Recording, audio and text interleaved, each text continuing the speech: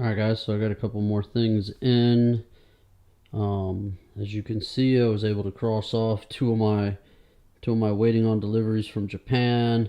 Got a couple other things I'm waiting on to come local, and a whole lot of things that I'm still waiting on or just need to decide to order. Some of them don't take too long, so it's not really a big deal. But got some of my HKS goodies in, and got the big deal, my Tomei stuff. Show you a quick peek. So this is the oil pump, and the other one is the baffle kit. And the cool thing with the baffle kit is, hard to see. Let me take this thing out of the bag. I'll show you guys. Alright, so now that it's out of the bag, I can show you a little bit better. But the cool thing about the baffle kit that goes inside the oil pan is it's got the little doors. And part of the discussion today, of course, is everything I have to do to control oil. So, just a quick run through the car. Got most of the exhaust out. Suspension's out that I need. Almost both axles are out. This one's out. I still have to finish getting the other axle out.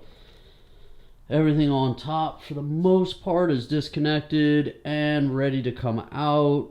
I really don't have too much holding me back anymore. So I should, fingers crossed, get the exhaust out this weekend. Or excuse me, get the engine out this weekend.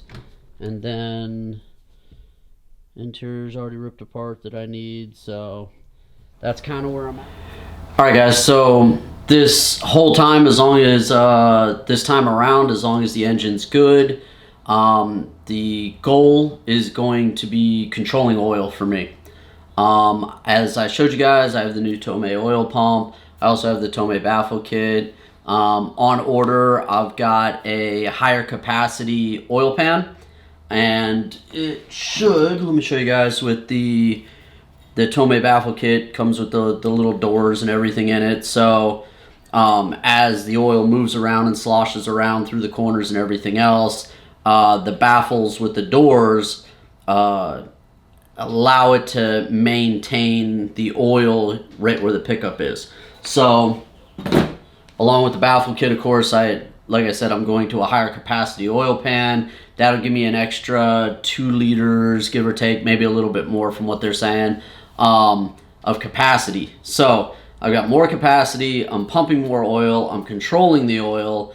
I'm also going to be ordering a catch can, and at least at this point it looks like I'm going to run the catch can back down to sump or back down to the oil pan. And then I have another order I need to do to Japan, and it's another baffle kit, but it's for the valve covers. So it helps control the oil from, again, sloshing around, but this time all the way to the back of the valve covers, which then rotates through. It would be blow-by without the catch can. At this point, whatever I'm not able to control will go to the catch can. The catch can will then go back to sump. And so this whole thing I'm controlling, I'm trying to control the oil in the RB.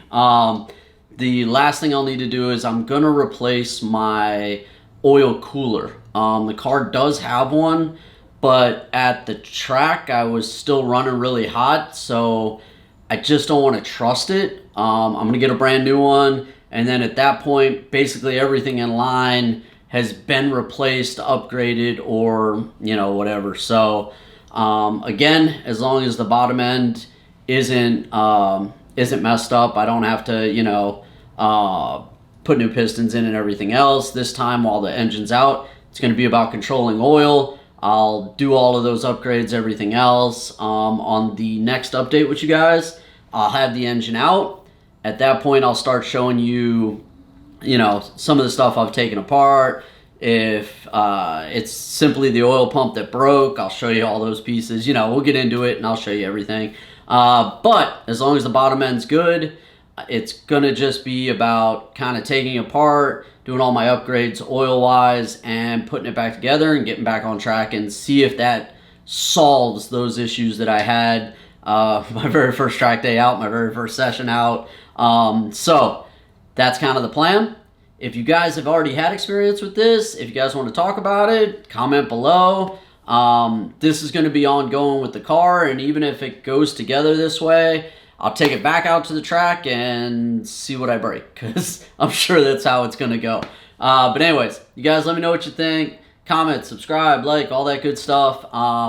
This is going to be a separate update. I'm going to keep pushing out all the content for the car shows, the meets, the cars and coffee, everything else I'm going to. I'm trying to put a couple of those out a week for you. And my goal is to try and at least get one a week, maybe one every other week on the R32 as much as I can. Because I'm waiting on parts. Once some stuff comes in, I've already got other stuff on order. So it's going to be a matter of the engine will come out, I'll get it pulled apart for you guys, show you what we're working with, let you know whether or not at that point it's a full upgrade, or I'm just going to kind of fix the little stuff I see, you know. While it's out, I'll do all the hoses, I'll do a bunch of hardware, all of that kind of stuff too.